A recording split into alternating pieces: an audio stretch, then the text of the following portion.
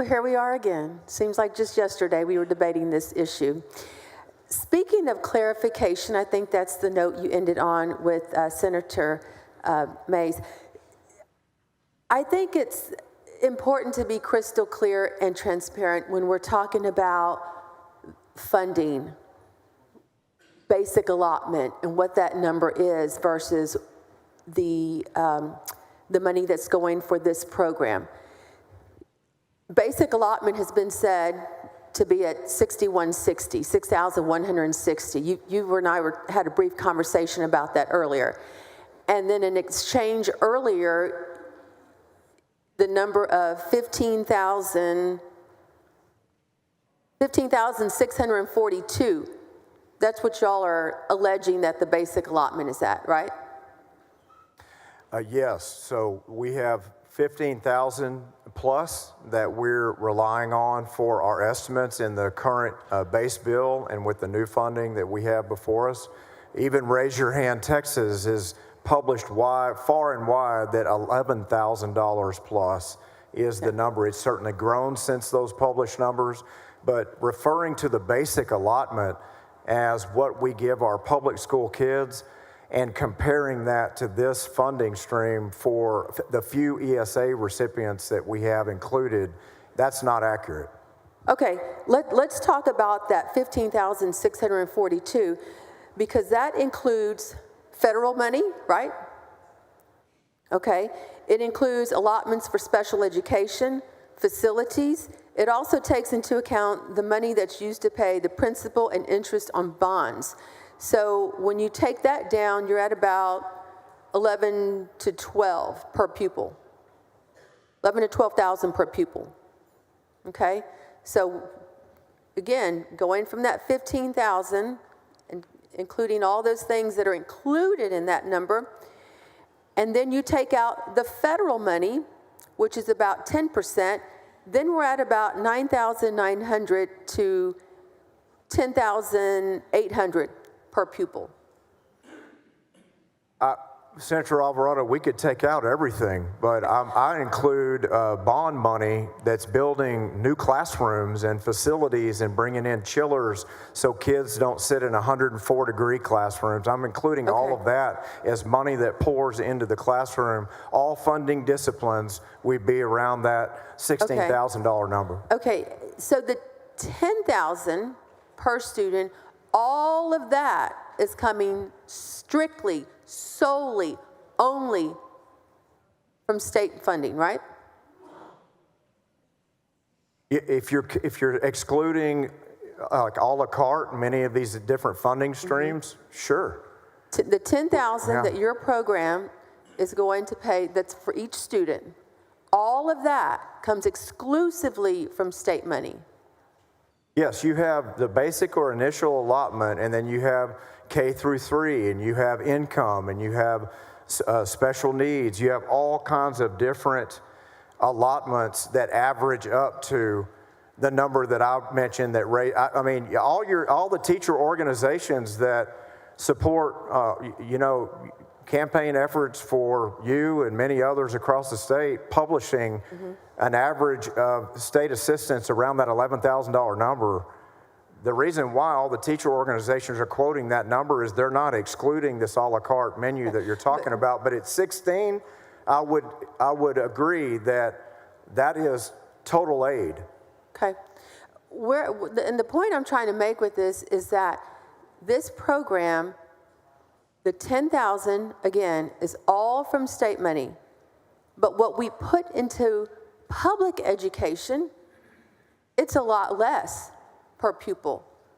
Because if you take the, as I went through the numbers, you take into consideration the allotments for special ed, the facilities, the bond, the federal money, then we're at about almost 10,000 per pupil. But of that 10,000, 43% comes from the state, only 43%. The rest is locally funded, okay? So then that means that the voucher program or your ESA program is 100% state funded And then what we spend on public education solely from the state, after you take out all those things I went through, you're looking at $4,257 to $4,644. So that's the big problem that many of us have with this, is that you are giving more per pupil to the voucher program as opposed to what the state, if you dwindle it down to what the state is solely responsible to, is dramatically less. Senator Alvarado, of course, federal funds flow through coffers just as ESSER 1, 2, and 3 went straight to school districts and billions of dollars showed up that who knows where it went. All I'm saying is that we have to consider that if we have a $96 billion budget for public schools and you spread that across 5.3 million students, I'm a lawyer, I'm not great at math, but I think that's north of $18,000 a student. So if that's the case, yes, you can a la carte exclude all these different items, but I think if you went back to your public schools and you said, I'd like to exclude all these different allotments from your funding streams, because let's just reduce it to the ridiculous. They obviously don't matter for the debate on ESAs. They would absolutely tell you, stop saying that. I think what is happening here, and I think it's spending in a very irresponsible way. I don't think you're comparing apples to apples when you dwindle everything down, okay? I think that there are some other things that haven't been taken into consideration in this.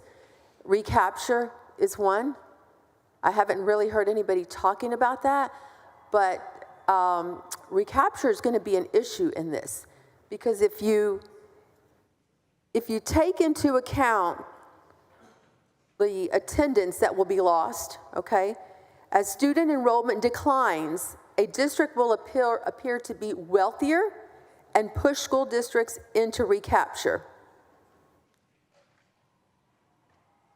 Senator Alvarado, as the exchange indicated with Senator Colcourse and I, we have 40 other bills that deal with propping up and lifting up public schools and public school teachers, including reducing our reliance on recapture, which Republicans on this floor have shown a budget culture of doing over the past few bienniums, and on STAR, for instance, where we've taken the test in previous sessions from 15 down to 5 and counting. We have so many different pro-public school funding initiatives and reforms that are on the list of the teacher organizations for us to accomplish, and we're completely aligned on them, and we're going to accomplish them. This is bill number 1 on the Senate floor for this session.